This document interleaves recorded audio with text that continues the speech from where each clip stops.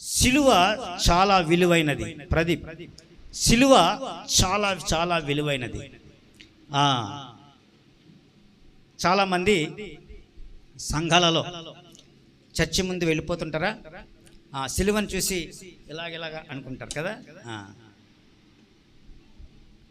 సిలువ విలువను మీరు గుర్తించినందుకు మీకు వందనాలు చెల్లించుకుంటున్నాను. కానీ సిలువను మీ హృదయములలో ముద్ర వేసుకోవాలి. సిలువ మీ జీవితంలో ఉండాలి. సిలువ అంటే మీ జీవితానికి అపారమైనటువంటి భాగ్యాన్ని కలిగజేసేటువంటి ఒక దృష్టాంతము సిలువ. యేసు ప్రభువు సిలువను కోరుకున్నాడు, సిలువలో మరణించాడు, సిలువలో మనకి తన ప్రాణత్యాగము చేసి మనకి అపారమైన విలువను మనకు ప్రసాదించాడు. దేవునికి మహిమ కలుగును గాక. సిలువ అంటే పాపాలకు విమోచనార్థమై యేసు ప్రభు అనుభవించినటువంటి సిలువ సాక్ష్యం. దేవునికి మహిమ కలుగును గాక. ఆ సిలువ యేసు ప్రభు మన పాపాలన్నింటినీ కూడా విమోచించడం ద్వారా, దేని ద్వారా విమోచించడం? సిలువ ద్వారా మనకి విమోచన అనుగ్రహించాడు. అంతే కదండి. మీ అందరికి వేరొక డౌట్ ఉందా? దేనికోసం? అలాగే దైవ ప్రేమ యొక్క మహిమ సిలువలో కనబడుతుంది. దైవ ప్రేమ ఎలా ఉంటుందో, దేవుని ప్రేమ సిలువలో కనబరిచాడు యేసు ప్రభువారు. హల్లెలూయా, హల్లెలూయా, హల్లెలూయా, హల్లెలూయా. యోహాను సువార్త 3వ అధ్యాయం 16వ వచనంలో ఉంటుంది ఈ మాట. దేవుడు లోకమును ఎంతో ప్రేమించెను కాగా తన అద్వితీయ కుమారునిగా పుట్టిన వాని యందు విశ్వాసముంచు ప్రతివాడను నశింపగా నిత్య జీవము పొందినట్లు ఆయనను మనకు అనుగ్రహించెను. ఆయనను మనకు అనుగ్రహించెను. అయితే దైవ ప్రేమ, దేవుడు యేసు ప్రభు వారిని మనకు అనుగ్రహించిన విధానం దైవ ప్రేమకు సాదృశ్యం. అలాగే యేసు ప్రభు సిలువలో ప్రాముఖ్యంగా ఏం కనబడుతుందంటే, యేసు ప్రభు సిలువలో క్షమాపణ కనబడుతుంది. మీరు చెప్పండి, సిలువ గురించి 7 మాటలు చెప్పిన వారు ఉన్నారు కదా. సిలువలో ప్రాముఖ్యంగా ఏం కనబడుతుంది? క్షమ అనేటువంటి పదం కూడా అందులో దాగి ఉంటుంది. ప్రభువా, వీరేమి చేయుచున్నారో వీరెరుగారు గనుక వీరిని క్షమించు. ఎంత బాధలో ఉండి యేసు ప్రభు సిలువను అనుభవిస్తూ సిలువలో నుండి ఆ మాటలు పలికినటువంటి విధానం ఏమి తెలియజేస్తుందంటే, సిలువ యొక్క క్షమా విధానాన్ని తెలియజేస్తుంది. హల్లెలూయా, హల్లెలూయా, హల్లెలూయా. ఇంకా సిలువ యొక్క విజయాన్ని సిలువ చూపించింది. సిలువ ద్వారా మనకు విజయం లభించింది. మరణించిన నీవు నేను ఆయన భయభక్తులు ఉంచినట్లయితే మరణిస్తాము కానీ తిరిగి లేస్తాము అనేటువంటి నిదర్శనం సిలువ చూపించింది. దేవునికి మహిమ కలుగును గాక. సిలువలో మనకి ఏర్పడేటువంటి ప్రధానమైనటువంటి గుణగణాలు, ప్రధానమైనటువంటి తీర్మానాలు ఏమిటంటే, మనం విజయాన్ని సాధిస్తాం. మనం విజయాన్ని సాధించాం. యేసు ప్రభువు ద్వారా, ఆ సిలువ ద్వారా మనకు విజయం లభించింది. పాపాల నుండి విజయం, మరణాల నుంచి విజయం. మనం మరణిస్తాము కానీ ఈ లోకములో శరీరానికి మరణం ఉంది కానీ ఆత్మకు మరణము లేదు. మళ్ళీ మనం తిరిగి లేస్తాం అనే విజయాన్ని యేసు ప్రభు సిలువ ద్వారా మనం నేర్చుకోగలుగుతున్నాం. హల్లెలూయా, హల్లెలూయా, హల్లెలూయా. 5వ విషయం ఏంటంటే, సిలువ త్యాగానికి ప్రతీక. సిలువ త్యాగానికి ప్రతీక. యేసు ప్రభు త్యాగశీలుడు. ఆయన త్యాగము మనకు సిలువలో విమోచన ఇచ్చింది, మనకు మరణంపై జయమిచ్చింది. ప్రతిదీ సిలువ ద్వారా మన విలువను పొందుకున్నాం. దేవునికి మహిమ కలుగును గాక. హల్లెలూయా, హల్లెలూయా, హల్లెలూయా. ఇది కేవలం ఇంట్రడక్షన్ మాత్రమే. ఒక ఇంట్రడక్షన్ ఇచ్చాను మీకు. ఈ రోజున సిలువ వల్ల మనం చాలా విలువైన వ్యక్తులుగా తీర్చిదిద్దబడ్డాం. ఏమండి? మనకు విలువ ఎక్కడి నుంచి వచ్చింది చెప్పండి? సిలువ ద్వారా వచ్చింది. సిలువ ద్వారా మనం విలువను సంపాదించుకున్నాం. అందరూ ఏమంటారంటే అడ్డకోయకు నిలువు కోయకు మేకులు దిగగొట్టబడి ఆ మేకులు పీక్కోలేనివాడు దేవుడా అనేటువంటి మాటలు ఇప్పటికే అందరూ వినే ఉన్నారు. కానీ అది వాళ్ళకు తెలియనటువంటి విషయం. సిలువ యొక్క విలువ వాళ్ళకి తెలియదు. ఎవరైతే సిలువను అనుభవిస్తున్నారో, సిలువలో వాళ్ళు విమోచనార్థమై యేసు ప్రభు సిలువను మన కొరకై జీవించాడు, మన కొరకే చనిపోయాడు, మన కొరకే ఆ సిలువను భరించాడు అన్న దృక్పథం ఎవరికైతే ఉంటుందో వారికి సిలువ విలువ తెలిసినట్లు కదండి. ఆ సిలువ విలువ మనకు తెలుసు, వాళ్ళకి తెలియదు. కాబట్టి సిలువను విలువగా మనం పరిగణించాలి. సిలువ అపారమైన విలువ. ప్రాముఖ్యమైన విషయానికి వెళుతున్నాను. ఈ రోజున సిలువను వ్యర్థపరుస్తున్నాం, సిలువను వ్యర్థం చేస్తున్నాం. మనమందరం కూడా సిలువ విలువ గ్రహించాలని కోసం, సిలువ విలువను గ్రహించడానికి కోసం మరొకసారి ఈ మాటలు మీ ముందుంచుతున్నాను. సిలువను వ్యర్థపరచకండి. మొట్టమొదటి నా ఆలోచన, సిలువను అనుక్షణము జ్ఞాపకం ఉంచుకోనండి. రెండవ విషయం, సిలువను అనుక్షణము ప్రకటించండి. మూడవ విషయము, నాలుగవ విషయము, సిలువకు మీరు శత్రువులుగా మారకండి. నాలుగవ విషయం చెప్పాను. ఐదవ విషయం అంటే నాయందు అతిశయించండి. సిలువ యందు మీరు అతిశయించండి. సిలువ యందే మీరు అతిశయము మీకు కలుగునుగాక. 5 విషయాలు వివరించి ఈ రోజున నా సందేశాన్ని ముగిస్తాను. ఎంతమంది ఇంట్రెస్ట్గా ఉన్నారు చెప్పండి సిలువ గురించి తెలుసుకోవాలని. సిలువ మనం ఎందుకు వ్యర్థపరుచుకుంటున్నాము అనంటే, 1 కొరింథీ పత్రిక 1వ అధ్యాయము 17వ వాక్యం, బాప్తిసం ఇచ్చుటకు క్రీస్తు నన్ను పంపలేదు గాని క్రీస్తు యొక్క సిలువ వ్యర్థము కాకుండునట్లు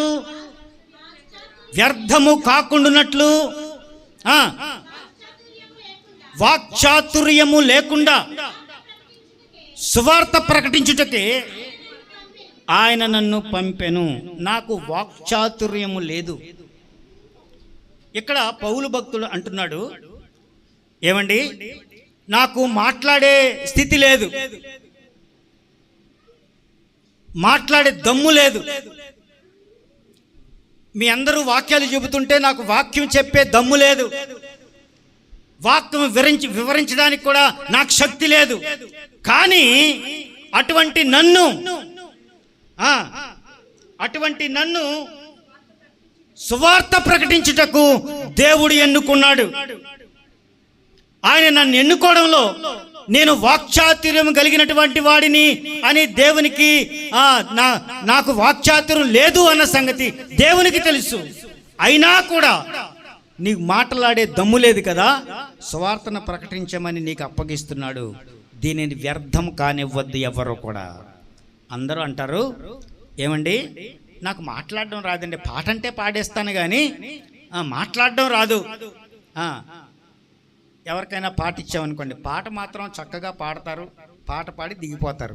ఏదైనా మాట్లాడమంటే రాంబాబు గారిని మాట్లాడు అని ఏదైనా మైక్ ఇవ్వబోతే మైక్ వద్దండి, పాటలు మాత్రం బాగా పాడేస్తాడు. 2 చరణాలు కాదు, 3 చరణాలైనా 4 చరణాలైనా పాడేస్తాడు. కానీ మాట్లాడమంటే భయం. ఎందుకు? వాక్చాతుర్యం లేదు, సమయానుకూలంగా మాట్లాడే దమ్ము లేదు, మాట్లాడే స్థితి సామర్థ్యం అతనికి లేవు. కానీ నీకు సువార్తను ప్రకటించే బాధ్యత దేవుడు నీకు అనుగ్రహించాడట. దేవునికి మహిమ కలుగునుగా. పౌలు భక్తుడు చెబుతున్నాడు ఇక్కడ, నన్ను బాప్తిసం ఇచ్చుటకు, బాప్తిసం ఇవ్వడానికి నన్ను పంపలేదు.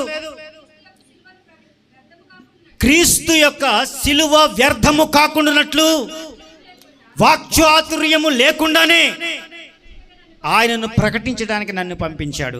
ఆయన ప్రకటించడానికి వాక్చాతుర్యం ఎందుకండి? వాక్చాతుర్యం అంటే ఆ మాటల వెంబడి మాటలు రావడం, ఒక మాట వెనకాల మరొక మాట గబగబా వచ్చేస్తాయి వాళ్ళకి. కానీ అవేమీ లేకుండా, ఆ వాక్చాతుర్యం లేకుండానే సువార్త ప్రకటించే భాగ్యాన్ని దేవుడు నాకు అనుగ్రహించాడు. మీరు కూడా ఆ భాగ్యాన్ని పొందుదురుగాక. ప్రతి ఒక్కరు కూడా దేవుని సువార్తను ప్రకటించుదురుగాక. హల్లెలూయా, హల్లెలూయా. దేవుడు మిమ్మల్ని ఎందుకని సిలువ గురించి చెప్పడానికి, అంతకంటే వేరొక చాతుర్యం మీలో లేదు, లేకపోవచ్చు. కానీ సిలువ గురించి ఆ 4 మాటలు 3 మాటలు ఎవరికైనా వివరిస్తే సిలువ విలువను గ్రహించడానికి వారు శక్తిమంతులు అవుతారు. దేవునికి మహిమ కలుగునుగాక. హల్లెలూయా, హల్లెలూయా. రెండో విషయము చెబుతున్నాను, చాలా జాగ్రత్తగా వినండి. మొదటిది ఏం చెప్పాము? సిలువను వ్యర్థము కానివ్వద్దు, సిలువను వ్యర్థము కానియద్దు. సిలువను చాలా మంది వ్యర్థపరుస్తున్నారు. ఎలా వ్యర్థపరుస్తున్నారంటే, ఇందాక చెప్పాను కదా, సిలువ కనపడగానే అలాగనేసి సినిమాకి వెళ్ళిపోతారు. అర్థమైందా? చర్చి ముందుకు వచ్చి ఎక్కడికి వెళ్ళడానికి? సినిమాకి వెళ్ళడానికి. చర్చి ముందుకు వచ్చి ఇలాగ అంటారు, చర్చి ముందు నిలబడి. అలాగని ఎక్కడికి వెళ్తారు? సినిమాకి వెళ్తారట. సినిమాకి వెళ్ళడం దేవునికి ఇష్టపూర్వకమైన పని కాదు కదా. ఇష్టపూర్వకం కాని పనికి నువ్వు వెళుతూ సిలువను అగౌరవపరుస్తున్నావా, గౌరవిస్తున్నావా? సిలువ మీద గౌరవమే ఉంది, కానీ వాళ్ళు చేసే తప్పులను బట్టి సిలువకు అగౌరవం తెచ్చే వ్యక్తులుగా మనం మిగిలిపోతున్నాం. సిలువను వ్యర్థపరచకండి. సిలువ చాలా విలువైనది, సిలువ ఎంతో పవిత్రమైనది. సిలువ విలువ మనం గ్రహించి తీరాలి. అర్థమైంది అనుకుంటున్నాను. రెండవ విషయానికి వెళ్దాం. రెండవ విషయం ఏంటంటే, సిలువ కోరుతుంది ఈ మాటలు, నన్ను వ్యర్థపరచుకోవద్దు. సిలువ కోరుతుంది ఈ మాటలు. సిలువ కోరిక ఏమిటి అని మనం ఆలోచన చేస్తే, సిలువ కోరిక నన్ను వ్యర్థపరచకండి. సిలువ మరొక మాట చెబుతుంది, ఏమనంటే నన్ను జ్ఞాపకం ఉంచుకోండి. ఎవరిని? ఎవరిని చెప్పండి? సిలువను జ్ఞాపకం ఉంచుకోండి, సిలువను జ్ఞాపకం చేసుకోనండి. 1 కొరింథీ పత్రిక 11వ అధ్యాయము, 1 కొరింథీలకు రాసినటువంటి పత్రిక 11వ అధ్యాయము 25వ వచనం. ఆ ప్రకారమే భోజనమైనటువంటి పిమ్మట, భోజనమైన పిమ్మట ఆయన ఒక పాత్రను ఎత్తుకొని, ఈ పాత్ర నా రక్తము వలనైనా కొత్త నిబంధన, దీనిలోనిది మీరు త్రాగునప్పుడల్లా నన్ను జ్ఞాపకము చేసుకొనుడి. ఎక్కడ చదువుతాం ఈ మాట? ప్రతి ఆదివారం బల్లారాధన రోజు ఈ మాట చదవకుండా మనం ప్రభురాత్రి సంస్కారాన్ని స్వీకరించము. ఇప్పుడు ఏమంటున్నాడంటే, నన్ను జ్ఞాపకం చేసుకోమని సిలువ కోరుతుంది. ఎప్పుడు జ్ఞాపకం చేసుకోవాలి? అనుక్షణము జ్ఞాపకం చేసుకోవాలి. మీరు కూడుకునినప్పుడల్లా, మంగళవారం కూడితే సిలువను జ్ఞాపకం చేసుకోవాలి, ఆదివారం కూడితే ఆదివారం జ్ఞాపకం చేసుకోవాలి. ఎప్పుడు మీరు కూడుకున్న, 4-5 కూడుకున్నా సిలువను జ్ఞాపకం చేసుకోమని సిలువను కోరుకోవాలి. ఆ సిలువను జ్ఞాపకం చేసుకోవాలి. అనుక్షణము సిలువ గుర్తు నీకు అనుక్షణము గుర్తుకు రావాలి. అప్పుడు నువ్వు పాపం చేయవు. పాపం చేసినట్టు ప్రతిసారి కూడా ఏం జ్ఞాపకం రావాలంటే సిలువ జ్ఞాపకం రావాలి. సిలువ జ్ఞాపకం వస్తే పాపము నుండి నీకు విమోచన లభిస్తుంది. సిలువ నీ పాపము నుంచి విమోచనార్థంగా ఇవ్వబడింది కనుక నువ్వు ఎప్పుడు పడితే అప్పుడు, ఎప్పుడు నీకు అవకాశం దొరికితే అప్పుడు కదండి, ఎప్పుడు అవకాశం దొరికితే అప్పుడు సిలువను జ్ఞాపకం చేసుకోవాలి. ఇక్కడ వచ్చిన రాయబడింది, ఆ ప్రకారమే భోజనమైనటువంటి పిమ్మట ఒక పాత్రను ఎత్తుకొని. ఇప్పుడు ప్రతి ఆదివారం జ్ఞాపకం చేసుకోవాలి లేదా? ప్రతి ఆదివారం జ్ఞాపకం చేసుకోవచ్చు, ప్రతి కూడిక రోజును జ్ఞాపకం చేసుకోవచ్చు, ప్రతి పనిలోనూ జ్ఞాపకం చేసుకోవచ్చు, ప్రతి క్షణము నువ్వు సిలువను జ్ఞాపకం చేసుకోవచ్చు. అది మొదటి ఆదివారం అనే కాదు, ఇక్కడ రాయబడిన మాట మొదటి ఆదివారం కోసం మనం ఆచరిస్తాం, కానీ అలా కాదు. ప్రతిరోజు సిలువ నీ జీవితంలో విలువను పెంచేదిగా అలా అనుకుని కోరితే ఖచ్చితంగా ఎల్లప్పుడూ కూడా సిలువను జ్ఞాపకం చేసుకుంటూ ఉండాలి. సిలువను ఎప్పుడు మనం జ్ఞాపకం చేసుకోవాలి. చాలామంది మెడలో ఒక సిలువ కదండి. మన ఆకుమర్తి డానియల్ గారు రాశారు ఆ పాట. అమ్మా, గుడిలో కంటే సిలువ, నీ మెడలో కంటే సిలువ, నీ బ్రతుకులు అంటే సిలువ, అది చాలా విలువైనది అని ఆ పాటలో రాశారు కదండి. చాలామంది సిలువ గుర్తు వేసుకుంటారు. నేను చాలా ఫోటోలు చేశాను. ఒక బాటిల్ ఎత్తేస్తూ, మందు బాటిల్ ఎత్తేస్తూ ఈ గుండెలు ఇక్కడ దాకా ఇప్పేసి ఉంటాయి. వాడికి ఇక్కడ సిలువ గుర్తు కనబడుతుంది. మెడలో సిలువ గుర్తు కనపడుతుంది. బండికి సిలువ గుర్తు కనపడుతుంది. బండి మీద చాలా మంది సిలువ గుర్తు పెట్టుకుంటారు. ఈ మండ గొలుసుగా దీన్ని కట్టుకుంటారు సిలువ. నన్ను జ్ఞాపకం చేసుకోండి. దేవుడు అంటున్నాడు మనతో, యేసు ప్రభు చెబుతున్నారు, నువ్వు జ్ఞాపకం చేసుకున్నాను. సిలువ కనపడితే ఆయన త్యాగం నీకు గుర్తు రావాలి. ఆయన చేసిన పని నీకు గుర్తుకు రావాలి. ఇదేదో అడ్డకోయిగా నిలువుకోయిగా ఉన్నటువంటి గుర్తు కాదు. యేసు ప్రభు ప్రాణం త్యాగం చేసినటువంటి దానికి గుర్తు ఈ సిలువ. మనందరి పాప విమోచనార్థం ఆయన మరణించిన దానికి విలువ ఈ సిలువ. దేవునికి మహిమ కలుగునుగాక. హల్లెలూయా, హల్లెలూయా, హల్లెలూయా. రెండవ విషయం ఏం చెప్పాను? మొదటి విషయం, సిలువను వ్యర్థం చేసుకోకండి. రెండవది, సిలువను జ్ఞాపకం చేసుకోనండి. మూడో విషయంలోకి వెళ్తున్నాను. నన్ను ప్రకటించండి. సిలువను ప్రకటించండి. మీరు సిలువను ప్రకటించండి.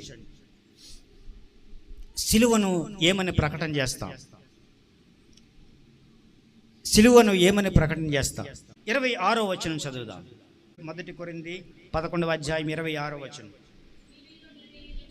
మీరు ఈ రొట్టెని తిని ఈ పాత్రలోనిది తాగునప్పుడెల్లా ప్రభు వచ్చే వరకు ఆయన మరణమును ప్రచురించుదురు.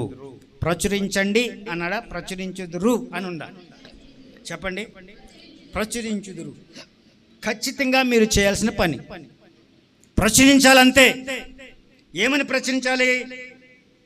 ఈ రొట్టెను తిని ఈ పాత్రలోనే తాగునప్పుడల్లా, ప్రతిరోజు మనం అన్నం తినేస్తాం, కాఫీ తాగేస్తాం కదా. ఆ రొట్టెను తింటాం, పానము తాగుతాం ప్రతిరోజు. ఆ సమయంలో నువ్వు యేసుక్రీస్తుని జ్ఞాపకం చేసుకొని, ఆ సిలువ యాగాన్ని గుర్తు చేసుకొని నువ్వు ప్రకటించాలట క్రీస్తుని గురించి. అందుకే ప్రతి ఉదయం మనకి ఏదైనా టిఫిన్ పెట్టారనుకోండి, ప్రార్థన చేసుకుని తింటామా లేదా? ప్రార్థన చేసుకున్నప్పుడు ఏమంటాం? ప్రభువా, ఈ ఆహార పదార్థాన్ని దీవించండి, ఆహారం లేని వారికి ఆహారం దయచేయండి,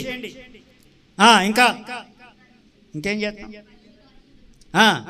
పరిశుద్ధపరచండి అని ప్రార్థన చేస్తాం. కానీ దానివల్ల వేరొకరికి సువార్త ప్రకటించబడుతుందా అంటే లేదు.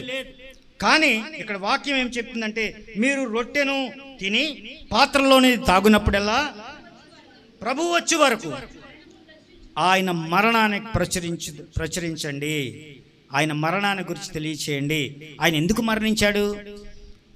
ఎందుకు మరణించాడు చెప్పండి ఎవరైనా? Praise the Lord. మన పాపముల నుండి మనం విమోచించబడాలని ఆయన మరణించాడు. ఆయన మరణానికి కారణం ఏంటంటే మనమందరం కూడా పాప విమోచనార్థమే ఆయన మన కొరకు సిలువలో మరణించాడు. ఆయన సిలువలో మరణించడానికి కారణం ఏంటంటే మనమందరం పాప విమోచన పొందాలని, పాప విమోచన మనకి కలగాలని ఆయన మరణించాడు. ఆయన మరణానికి మన జీవితానికి సంబంధం ఉన్నది. ప్రతి వ్యక్తి జీవితంలో ఆయన మరణం మన జీవితానికి సంబంధం ఉంది. ఆయన మరణించడం మన పాపాల విమోచనార్థమే. కాబట్టి మనం ప్రతిసారి కూడా, ప్రతిరోజు కూడా ఆయనను ప్రకటించే వారముగా మనం ఉండాలి. ప్రకటిద్దామా లేదా? క్రీస్తుని గురించి, క్రీస్తు మరణాన్ని గురించి మనం ప్రకటించాలి. ఏదో చర్చికి వచ్చినప్పుడే కాదు కదండి, ఆరాధనకు వచ్చినప్పుడే కాదు, ఎల్లప్పుడూ కూడా నీకు జ్ఞాపకం ఉంచుకోవాలి. ఏం జ్ఞాపకం ఉంచుకోవాలి? ఆయనని జ్ఞాపకం చేసుకోవాలి, ఆయన మరణాన్ని జ్ఞాపకం చేసుకోవాలి, ఆయనను జ్ఞాపకం చేసుకోవాలి, ఆయన మరణాన్ని జ్ఞాపకం, మరణాన్ని గురించి నువ్వు ప్రకటించాలి. ప్రకటించుదురు అని ఉంది. ఎవరైతే భోజనం చేస్తున్నారో వారందరూ కూడా క్రీస్తు మరణాన్ని ప్రచురించాలి. 4వది, నాకు శత్రువులు కాకండి. సిలువకు శత్రువులు కాకండి. సిలువ కోరుతున్నటువంటి మాట, సిలువ ఏం చెబుతుందంటే నాకు మీరు శత్రువులు కాకండి.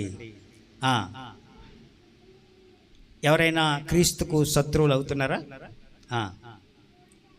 ఏమ్మా, సిలువకు ఎవరైనా శత్రువులు ఉన్నారా? చెప్పండి, ఉన్నారా? సిలువకు శత్రువులు ఉన్నారు. ఉన్నారా లేదా? ఉన్నారు. లేరంటే అలాగా. ఫిలిప్పీ పత్రిక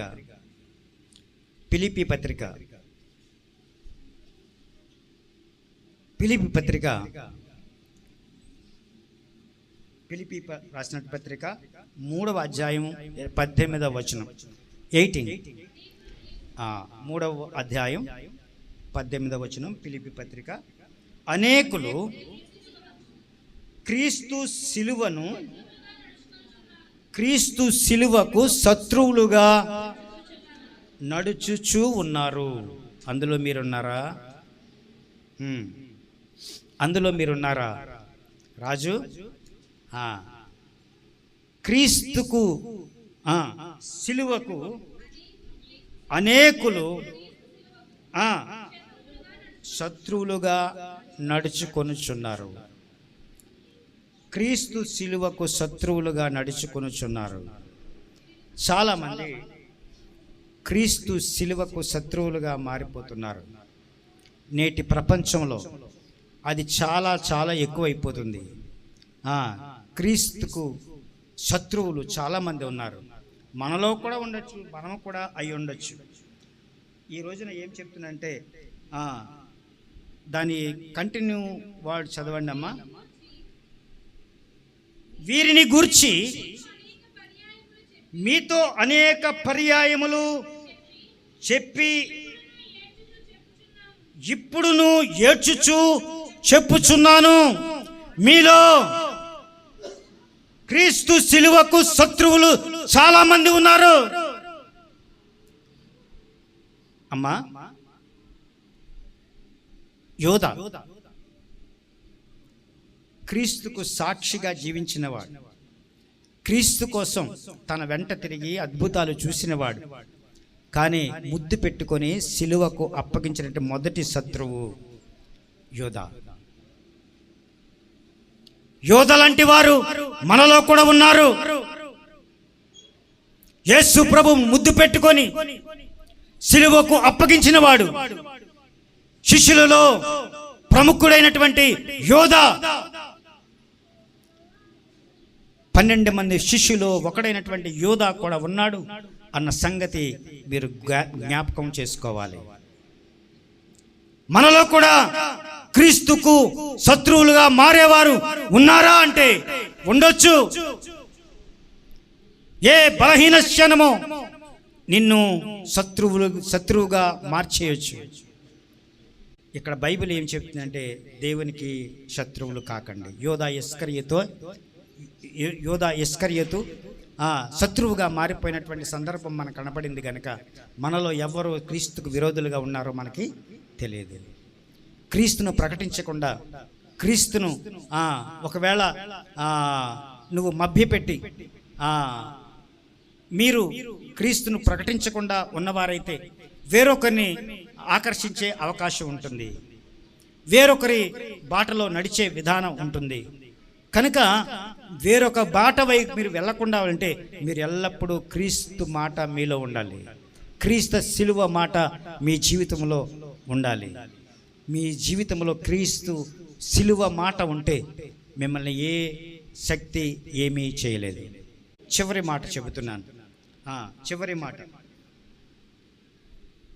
సిలువ యందు మీరు అతిశయించండి. మనకు చెబుతున్నటువంటి మాట సిలువ ఏం చెప్తుందంటే, నా యందు మీరు అతిశయించండి. మీరు దేనిని బట్టి అతిశయం కలిగి ఉన్నారు? పౌలు అంటాడు, ఆనందించండి అని చెబుతున్నాడు. అతిశయపడండి. నా అతిశయం కేవలం క్రీస్తు ద్వారా మాత్రమే నాకు వచ్చింది. పౌలు భక్తుడు అంటున్నాడు. ఒకటి మాట చదువుతారా? గలతీ పత్రిక 6వ అధ్యాయము 14వ వచనం. 6వ అధ్యాయము 14వ వచనం గలతీ పత్రిక. అయితే ప్రభు అయిన యేసుక్రీస్తు సిలువయందు, ప్రభు అయిన యేసుక్రీస్తు సిలువయందు తప్ప మరి దేనియందు అతిశయించుట నాకు దూరమగునుగాక. దేనిని అతిశయించాలంటే ప్రభు అయిన యేసునందే నేను అతిశయించాలి. ప్రభు అయిన యేసుక్రీస్తు సిలువయందు, ఆ సిలువ నాకు అతిశయం. ఆ సిలువే నాకు అతిశయం. నేను గర్వంగా చెప్పుకునేది ఏదైనా ఉందంటే ఆ సిలువే. ఆ సిలువను నేను అతిశయిస్తున్నాను. ఆ సిలువే నాకు ప్రాణం పెట్టింది, నాకు జీవం ఇచ్చింది. ఆ సిలువే నాకు విలువను తెచ్చిపెట్టింది.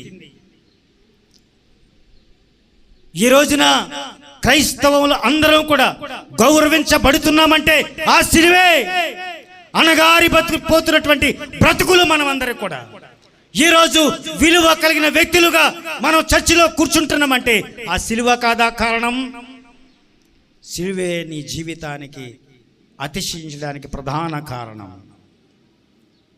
నువ్వు దేనిని బట్టి అతిశయించాలంటే సిలువను బట్టి నువ్వు అతిశయించుదువుగాక. ఆమేన్, ఆమేన్, ఆమేన్, ఆమేన్. నేను క్షమించినట్లు మీరు కూడా క్షమించండి. క్షమించండి, క్షమించండి, క్షమించండి. ఇతరులను క్షమించండి, పొరుగు వారిని క్షమించండి అని యేసు ప్రభు ఆ బోధలో ఉంది. ఆ బోధను మనం అనుకరించాలి, అనుసరించాలి. కాబట్టి క్షమాపణ అనేది ఆయన జీవిత పరమార్థంగా ఉంది. ఆ క్షమాపణ మనలో లేదు. ఒకసారి ఆలోచన కలిగి ఉంటారా మీరందరూ కూడా? క్షమాపణ ఉందా నీ జీవితంలో? ఎవరినైనా క్షమిస్తున్నావా? వారికి నాకు మాటలు లేవండి. ఎందుకు మాటలు లేవు? క్షమిస్తే మాటలు ఉంటాయి కదా. నీవు క్షమించలేదు కదా, క్షమించట్లేదు కదా, అందుకే నీ పాపం అలాగే ఉండిపోతుంది. నీ పాపం పరిపక్వమై పిల్లలను కనేలోపు నువ్వేం చేయాలంటే ఇతరులను క్షమించగలగాలి. ఎప్పుడైతే క్షమిస్తావో నీకు పాప విమోచన కలుగుతుంది, నువ్వు తేలిక చేయబడతావు. అందుకని యేసు ప్రభువారు క్షమించమని చెప్పాడు. ఇతరులను క్షమించండి. నీ పాపాలు క్షమించబడాలంటే నువ్వు ఇతరులను క్షమించాలి. నేను నిన్ను కూడా క్షమిస్తాను అని ఆయన చెబుతూ వస్తున్నాడు. కాబట్టి క్షమాపణ అనేది మన జీవితంలో ఉండాలి. ప్రతి వ్యక్తి కూడా క్షమాపణ కలిగి ఉండాలి. నీ జీవితంలో ఇతరులను క్షమించే లక్షణం, ఆ గుణం నీకు ఉండాలి. యేసు ప్రభువును పోలినటువంటి ప్రధానమైనటువంటి గుణం అనేది. ఆ గుణం ఏంటంటే క్షమించమని చెబుతున్నాడు. క్షమాపణ ప్రార్థన ఇప్పుడు మనం చేయాలి. తలలు వంచుతారా? చిన్న ప్రార్థన చేద్దామా? అందరూ కూడా దేవా, ప్రభువా, నువ్వు కలిగి ఉన్నట్లు నేనును ఈ మాట కలిగి ఉండడానికి సహాయం చేయండి అని ప్రార్థన చేద్దాం.